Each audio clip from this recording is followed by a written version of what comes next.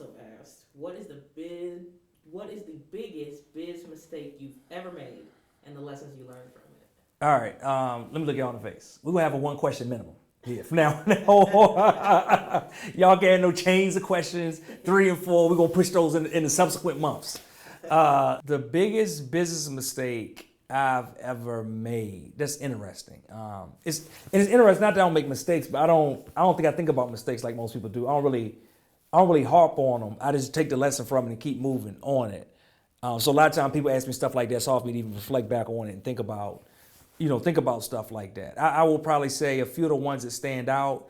I went to business with my family. That one was a little sticky and a little rough, and almost did like major damage to my family. So I would say now I'm in business with my wife, so you might say, hey, Lamar, what's different? That's different. Being in business with your spouse is actually different than being in business with your immediate family. 2 different things. So I would say be leery of that because of the ramifications it can actually have on your full family structure. In addition to that, the other things I would say is one time I had to be very careful about the way we built our staff and our team because we had a staff and team that was not built around revenue.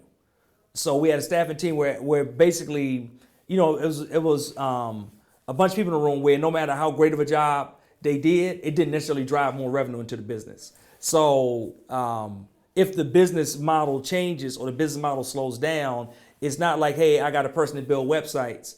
And every time they build a website, guess what? It's a paycheck at the end of that. We could build websites for people all day. It's not like, hey, I got a person that writes copy for somebody. And if we write copy for people, then we get paid at the end of it, right? You got to make sure how you load your team and making sure that you kind of put the right people in the right place, but then it's also balanced revenue-wise, payroll-wise, and things like that. You can get in some tricky situations.